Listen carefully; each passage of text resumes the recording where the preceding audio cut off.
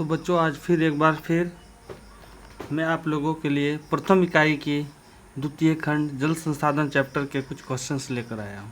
तो आइए बच्चों स्टार्ट करते हैं। पहला ये वस्तुनिष्ठ प्रश्न हम लोग करेंगे, जिसमें पहला सवाल है, वृहद क्षेत्र में जल की उपस्थिति के कारण ही पृथ्वी को नीला ग्रह कहते हैं। जल को यदि आप ऊपर से देखेंगे, आसमान से देखेंगे, तो वो नीला प्रतीत होता है। कुल जल का अगला क्वेश्चन है बच्चों, कुल जल का कितना प्रतिशत भाग महासागरों में निहित है। यहाँ 4 ऑप्शंस दिए हुए बच्चों, लेकिन इन चारों ऑप्शंस में चारों ऑप्शन गलत हैं। इसका सही आंसर 97.5% होगा और बाकी जो 2.5% है वो अलवणीय मृदु जल के रूप में उपलब्ध है। देश के बांधों को किसने भारत का मंदिर कहा था? तो देश के बांधों को भारत का मंदिर पंडित जवाहरलाल नेहरू ने कहा था। अगला सवाल, चौथा सवाल है बच्चों कि प्राणियों के शरीर में कितना प्रतिशत जल की मात्रा निहित होती है। तो प्राणियों के शरीर में 65% जल की मात्रा निहित रहती है, जबकि पेड़ पौधों में 65% से लेकर 99% जल की मात्रा निहित होती है। नेक्स्ट क्वेश्चन है बच्चों, बिहार में अति जल दोहन से किस तत्व का संकेंद्रण बढ़ा है। तो बिहार में अति जल दोहन से आर्सेनिक, जिसको हिंदी में हम लोग संख्या भी कहते हैं, संख्या संख्या, इस तत्व का संकेंद्रण बढ़ा है। आइए अब चलते हैं बच्चों। अब हम लोग चलेंगे कुछ, मैंने इसी चैप्टर जल संसाधन पर कुछ वस्तुनिष्ठ प्रश्न वन लाइनर बनाए हैं, जो कि परीक्षा के दृष्टिकोण से अति महत्वपूर्ण है। जैसे पहला मैंने लिखा है कि वर्ष 2008 में उत्तर बिहार के कोसी प्रदेश में भयानक बाढ़ आया था। इस बाढ़ में कई जान मालों का नुकसान हुआ था, कई लोगों ने अपनी जान भी गंवाई थी। अगला है, नेक्स्ट पॉइंट है बच्चों, पृथ्वी की सतह का 3/4 भाग जल से ढका है, इसीलिए पृथ्वी को नीला ग्रह भी कहा जाता है, क्योंकि जल की उपलब्धता अधिक होने की वजह से ही पृथ्वी को नीला ग्रह कहा जाता है। नेक्स्ट बिंदु है, विश्व के कुल आयतन का 97.5% जल महासागरों में पाया जाता है, मात्र 2.5% ही अलवणीय मृदु जल उपलब्ध है। भूमिगत जल को ही भौम जल के नाम से भी जाना जाता है। अधिकांश जल दक्षिणी गोलार्ध में है, इसलिए दक्षिणी गोलार्ध को जल गोलार्ध भी कहा जाता है। उत्तरी गोलार्ध को स्थल गोलार्ध के नाम से जाना जाता है। भारत में विश्व की 16% जनसंख्या निवास करती है। विश्व के कुल मृदु जल का लगभग 75% अंटार्कटिका, ग्रीनलैंड एवं पर्वतीय क्षेत्रों में बर्फ के चादर या ग्लेशियर के रूप में पाया जाता है। बाकी लगभग 25% भूमिगत जल के रूप में उपलब्ध है। भारत में गंगा नदी की जो द्रोणी है, तो उसके उपयोग के योग्य जल भंडारण की क्षमता सर्वाधिक है। गंगा नदी का जो वार्षिक प्रवाह है वो 5250 अरब घन मीटर है, जबकि हम उपयोग उसका 250 अरब घन मीटर ही कर पाते हैं। लेकिन अगर उपयोग योग्य जल भंडारण की क्षमता को आनुपातिक दृष्टि से देखा जाए तो ताप्ती नदी का स्थान प्रथम है। क्योंकि ताप्ती नदी को देखें ध्यान से तो उसका वार्षिक प्रवाह 14.9 अरब घन मीटर है, जबकि हम लोग उपयोग उस नदी का 14.5 अरब घन मीटर पानी का हम लोग उपयोग कर लेते हैं।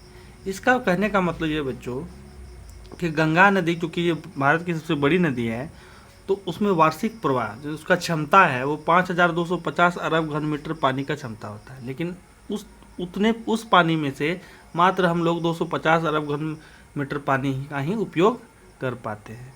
लेकिन वही अगर ताप्ती नदी में हम देखें तो क्या पाते हैं कि यहाँ गंगा नदी से काफ़ी कम, बहुत कम, 14.9 अरब घन मीटर ही इसका क्षमता है। लेकिन इसका क्षमता के अनुरूप इसका उपयोग 14.5 अरब घन मीटर का हम लोग कर रहे हैं, तो इसका आनुपातिक दृष्टि से जल भंडारण का क्षमता अधिक है। नेक्स्ट बिंदु है कि विश्व की बड़ी नदियों में गंगा को 10वां स्थान प्राप्त है। विश्व की जो बड़ी बड़ी नदियां हैं, अमेजन, नील, तो रैंकिंग किया जाए विश्व की बड़ी नदियों का, तो उसमें भारत का जो गंगा नदी है उसको 10वां स्थान प्राप्त है। प्राणियों में 65% जल की मात्रा निहित रहती है। पौधों में 65 से 99% जल का अंश विद्यमान रहता है। पंडित जवाहरलाल नेहरू ने बहुउद्देशीय परियोजनाओं को आधुनिक भारत का मंदिर कहा है। भाखड़ा नंगल बांध जो कि सतलज नदी पर स्थित है, यह हिमाचल प्रदेश में स्थित है। हीराकुंड बांध उड़ीसा के महानदी पर स्थित है, यह भारत की सबसे बड़ी बांध है। एक और बांध है बच्चों टिहरी बांध, यह भी भारत की सबसे ऊंची बांध है जो कि भारत के उत्तराखंड राज्य में स्थित है। सरदार सरोवर बांध जो कि नर्मदा नदी पर स्थित है, यह गुजरात में है और नर्मदा बचाओ आंदोलन का संबंध इसी बांध से था। वर्तमान समय में भारत में कुल विद्युत का लगभग 22% भाग जल विद्युत से प्राप्त होता है। बिहार एवं पश्चिम बंगाल में जल के अतिदोहन से संख्या आर्सेनिक के संकेंद्रण में वृद्धि हुई है। बच्चों संख्याएं क्या है, ये एक तत्व है, ठीक है, और इस तत्व का यदि मानव शरीर में यदि प्रवेश हो जाए तो मानव शरीर के जो अंग है वो कमज़ोर हो सकते हैं और मनुष्य मर भी सकता है। वही राजस्थान और महाराष्ट्र की बात करें तो वहाँ जल के अतिदोहन से फ्लोराइड के संकेंद्रण में वृद्धि हुई है। तो फ्लोराइड भी शरीर के लिए अत्यधिक मात्रा में जाने पर वो भी हानिकारक सिद्ध हो सकता है। जल संकट के निवारण के लिए सरकार ने सितंबर 1987 में राष्ट्रीय जल नीति को स्वीकृत किया था, परंतु कालांतर में इसमें कुछ खामियां रहने की वजह से इसे संशोधित कर राष्ट्रीय जल नीति 2002 अपनाया गया। पूर्व राष्ट्रपति एपीजे अब्दुल कलाम ने जल मिशन संदर्भ देकर भूमि जल पुनर्पूर्ति पर बल दिया था। भूमिगत जल का 22% भाग भूमिगत जल को वर्षा जल का भूमि के अंदर प्रवेश करने से प्राप्त होता है। कहने का मतलब यह है कि भूमिगत जल का जो 22% हिस्सा है ना, वो 22% हिस्सा उसको वर्षा जल का भूमि के अंदर जाने से प्राप्त होता है। वर्षा जल संचय के कई तरीके हैं, जैसे आप गुल और कुल देख लीजिए। ये गुल और कुल हमारे पश्चिम हिमालय में काफ़ी प्रसिद्ध हैं। इसमें क्या करते हैं कि नदियों की जो धाराएं हैं उनको मोड़कर एक बहुत बड़े गड्ढे में उसको क्या किया जाता है, जमा किया जाता है, और बाद में उसी तालाब या गड्ढे जो झील जिसमें वो पानी लाया जाता है, फिर उससे क्या करते हैं कई सारे नाले बना दिए जाते हैं, नहर बना दिए जाते हैं, उनसे पानी खेतों तक पहुंचाए जाते हैं। उसी प्रकार खादीन और जोहड़ भी राजस्थान में उसी प्रकार वर्षा जल संचय के तकनीक है। वहाँ भी लोग क्या करते हैं, गड्ढे खोदते हैं, और गड्ढे जब खोदते हैं तो उसमें पानी, वर्षा का पानी वर्षा ऋतु में क्या होता है, जमा होता है। बाद में उस पानी का उपयोग लोग करते हैं। एक है टांका राजस्थान में एक भूमिगत टैंक होता है। होता क्या है कि वर्षा जल छत का जो ये वर्षा जल संचयन तकनीक है कि छत में पानी टपकता है, तो वो लोग क्या करते हैं, उस छत के जो पानी का छत में जो पानी जमा होता है उससे पाइप के माध्यम से ज़मीन के नीचे भूमिगत टैंक बना के रखते हैं, वहाँ जोड़ देते हैं, तो सारा पानी उस टैंक में जमा हो जाता है। और बाद में उस टैंक में जो पानी भरा रहता है उसका उपयोग लोग करते हैं। मेघालय स्थित मौसिनराम तथा चेरापूंजी में विश्व की सर्वाधिक वर्षा होती है। तो विश्व में सर्वाधिक वर्षा वाला जो जगह है बच्चों वो मौसिनराम है, जो मेघालय राज्य में स्थित है। इंदिरा गांधी नहर राजस्थान में स्थित है। सोन नदी घाटी परियोजना बिहार की सबसे पहली परियोजना है।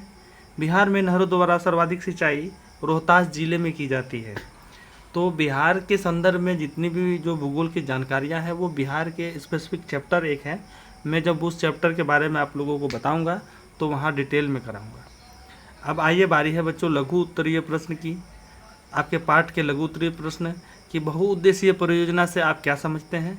बहुउद्देशीय परियोजना वह योजना होती है जिसमें एक साथ कई उद्देश्यों की पूर्ति होती है, जैसे सिंचाई, जल आपूर्ति, बिजली उत्पादन, बाढ़ नियंत्रण और मत्स्य पालन आदि। नेक्स्ट क्वेश्चन है बच्चों, जल संसाधन के क्या उपयोग है, लिखिए। तो जल संसाधन का उपयोग सिंचाई, पेयजल, उद्योग, बिजली उत्पादन, घरेलू कार्यों, परिवहन, मत्स्य पालन और पर्यावरणीय संतुलन बनाए रखने में किया जाता है। यह जीवन के लिए आवश्यक है।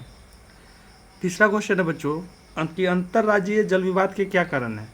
तो अंतर्राज्यीय जल विवाद के कारण है नदियों का एक से अधिक राज्यों में बहना, जल बंटवारे में असमानता, बढ़ती जनसंख्या, सिंचाई की ज़रूरतें और राजनीतिक मतभेद।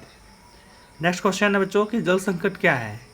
जल संकट वह स्थिति है जब किसी क्षेत्र में लोगों को आवश्यकता अनुसार साफ और पर्याप्त पानी नहीं मिलता। इसके कारण हैं अधिक दोहन, प्रदूषण, वर्षा की कमी, जल की कमी, और जल प्रबंधन की कमी। तो भारत की अगला क्वेश्चन है कि भारत की नदियों के प्रदूषण के कारणों का वर्णन कीजिए। क्वेश्चन बहुत ईजी है बच्चों कि भारत में नदियों के प्रदूषण के कारण हैं औद्योगिक अपशिष्ट, घरेलू मलजल जो हमारे घर से निकलते हैं, कूड़ा कचरा, धार्मिक गतिविधियाँ, कृषि रसायन। धार्मिक गतिविधियाँ मैं क्यों बोल रहा हूँ, क्योंकि धार्मिक गतिविधियों में क्या करते हैं लोग, लाश चलाते हैं, नदी में जलाते हैं, पूजा पाठ वाला जितना सामग्री है वो नदी में बहाते हैं। कृषि रसायन, प्लास्टिक कचरा और नगरों का असंगठित विकास जिससे जल गुणवत्ता घटती है। अब बारी है बच्चों दीर्घ उत्तरीय प्रश्न। जल संरक्षण से आप क्या समझते हैं, इसके क्या उपाय हैं? तो जल संरक्षण का अर्थ है जल संसाधनों का समझदारी से उपयोग करना और भविष्य के लिए उन्हें सुरक्षित रखना। जल जीवन के लिए अनिवार्य है, लेकिन आज जल संकट एक बड़ी समस्या बन चुकी है। इसके समाधान के लिए जल संरक्षण आवश्यक है। तो जल संरक्षण के कुछ उपाय नीचे दिए गए बच्चों, जैसे वर्षा जल संचयन को बढ़ावा देना, ड्रिप सिंचाई और छिड़काव विधि अपनाना। ड्रिप सिंचाई होता है बच्चों बूंद वाला सिंचाई, इससे बूंद बूंद गिराकर पौधों की जड़ तक पानी को पहुंचाना रहता है। जल स्रोतों की सफाई और संरक्षण, पानी के अनावश्यक उपयोग को रोकना, जंगलों और पौधों की संख्या को बढ़ाना, जन जागरूकता फैलाना और जल प्रबंधन को सशक्त बनाना। जल संरक्षण ही जल संकट से बचने का उपाय है बच्चों। नेक्स्ट क्वेश्चन है बच्चों, दूसरा क्वेश्चन कि वर्षा जल की मानव जीवन में क्या भूमिका है, इसके संग्रहण व पुनः चक्रण की विधियों का उल्लेख करें। तो वर्षा जल मानव जीवन के लिए अत्यंत महत्वपूर्ण है, क्योंकि यह नदियों, झीलों, भूजलमयी भौम जल को ही भूजल कहते हैं और जलाशयों का मुख्य स्रोत है। यह पीने, सिंचाई, उद्योग, ऊर्जा उत्पादन और पारिस्थितिक संतुलन बनाए रखने में सहायक होता है। तो वर्षा जल संग्रहण विधियाँ कुछ विधियों हैं, जैसे वर्षा जल छत संग्रहण, तो घरों की छतों से पानी एकत्र कर भूमिगत टैंक में जमा किया जाता है। तालाब और जलाशयों में संग्रहण, बारिश का पानी तालाबों और झीलों में संरक्षित किया जाता है। जल उपचार संयंत्र, गंदे पानी को शुद्ध कर दोबारा उपयोग में लाया जाता है। निस्पंदन इकाइयाँ, फिल्ट्रेशन यूनिट्स, जिसको इंग्लिश में फिल्ट्रेशन यूनिट्स भी कहते हैं, पानी को छानकर घरेलू और सिंचाई में प्रयोग किया जाता है। तो जल उपचार संयंत्र में क्या करते हैं, पानी को शुद्ध किया जाता है ताकि उसे दोबारा क्या किया जा सके, उपयोग में लाया जा सके। वही निस्पंदन इकाई में क्या होता है, पानी को छाना जाता है और उस छान कर उस पानी को छानने के बाद भी वो तो उतना प्योर नहीं हो पाता, उतना शुद्ध नहीं हो पाता है, हाँ, लेकिन उससे हम अपना घरेलू काम निपटा सकते हैं, जैसे पानी पटवन, सिंचाई वगैरह करना, ठीक है ना, कपड़ा वगैरह धोना, ये सारा काम हम लोग निपटा सकते हैं। तो इस तरीके से बच्चों ये चैप्टर है ये यहीं समाप्त होता है। मिलते हैं बच्चों अगले चैप्टर में, तब तक के लिए tata, bye bye, good night.